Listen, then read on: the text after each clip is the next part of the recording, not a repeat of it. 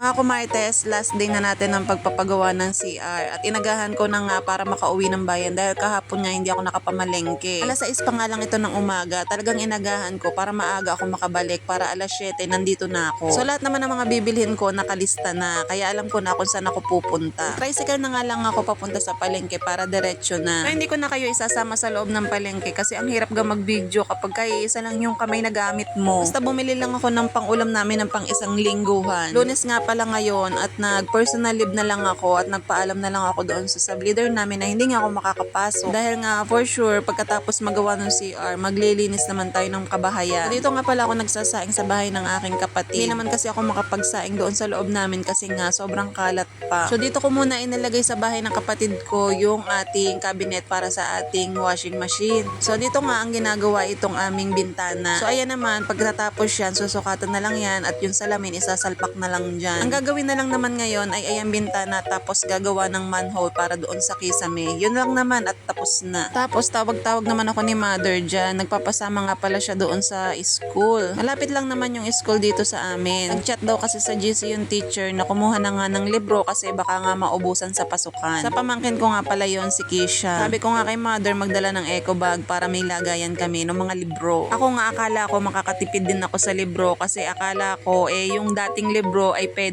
pa. Yun nga lang sabi nga sa akin lahat nga daw ng libro ng grade 9 at grade 10 ay bago na daw. So wala na naman tayong choice kundi bibili nga tayo ng bago pero hindi pa ako nakakapunta ng school. So baka sa Sabado na lang ako pumunta at ipapasa ko na rin yung mga requirements na kailangan para doon sa ating yung voucher na tinatawag para makadiscount tayo sa tuition. Grabe, magbabaon na naman, napakabilis ng bakasyon. So naabutan naman namin yung magiging advisor ni Kisha, si Ma'am Abby uli, kung sino yung teacher niya nung last year. At ayan si mother, pinakuha na nga siya ng libro at ang libro nga nila ay 5 piraso. Yung mga libro nga nila ngayon ay puro bago. Tinawag nga ako ni mother para isulat yung mga nakalagay dito kasi kailangan mong isulat yung number. O diba, buti na lang nagdala kami ng eco bag. Paglalakad nga namin dito pabalik, dito sa may dadaanan namin, napakadaming bunga ng Indian mango. Yung mga hinog nga inanlalaglag na. Sabi naman ni mother, pwede naman daw manghingi dyan. Kaya sabi nila mamayang hapon daw sila mangunguha. Yun nga lang, syempre maghahanap ng panungkit. Kita nyo naman yan, nasa daan. Ang daming mga hinog na Indian mango. So mamaya si na mother kukuha dyan. Ewan ko, ang daming bunga. Pwede nga itinda yan sa bayan eh. So kung puno namin yan, hindi namin yan ititinda. Kakainin na lang namin. Charis. Tapos napadaan kami dito sa puno ng ilang-ilang. Guys, ang bango niya. Ito yung inilalagay sa sampagita. Kuha nga sana kami. Yun nga lang hindi namin abot. Basta iba yung dahon niya. Iba talaga yung pinakailang-ilang na bulaklak. Kaya pagdadaan yung anak ko dito, lalo na sa gabi, natatakot. Kasi amoy bulaklak daw, amoy patay. Ang bango-bango kaya, pag humahangin talaga, maaamoy mo yung amoy sampagita. So sayang no, kung abot namin yan, nakuha na namin yan. Sabi ko nga kay mother, ngayon ako nakakita ng ganyan, puno ng ilang-ilang. Pag uwi ko nga, tapos na yung nagagawa. Mga alas 2,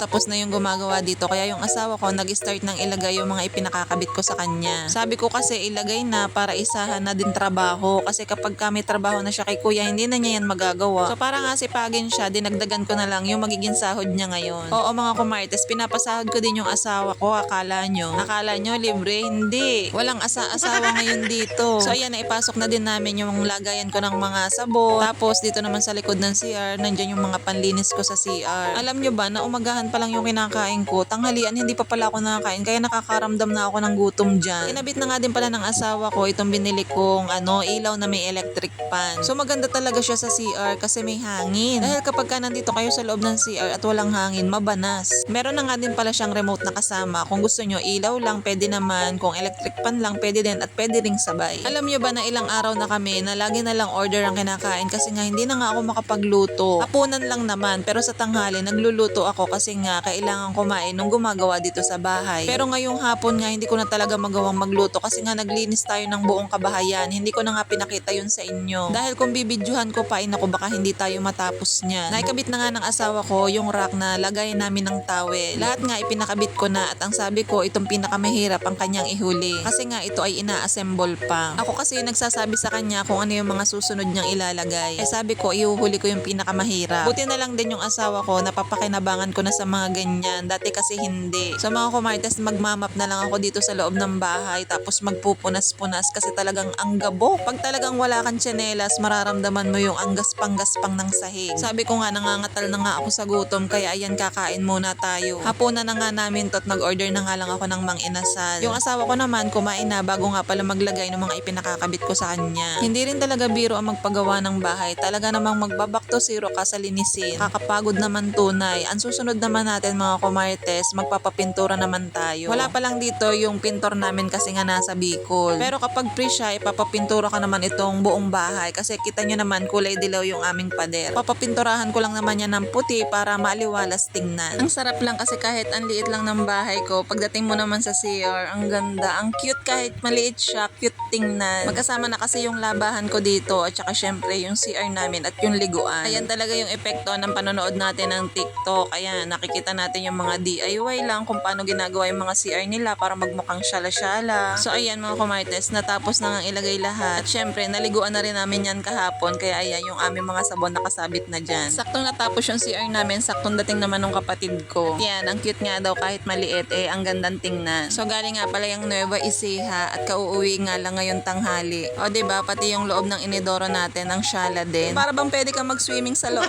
charis. So ayun lang mga kumartes ang ating kaganapan at salamat sa mga sumubaybay sa ating CR. Dahil pamula day 1, talaga namang ini-upload ko kung anong kaganapan dito sa ating CR at ito na nga finally tapos na. Yung pagpapasok ako dito, talaga namang napapa-thank you Lord talaga ako. So ayun lang mga kumartes, salamat. Thank you for watching. Bye!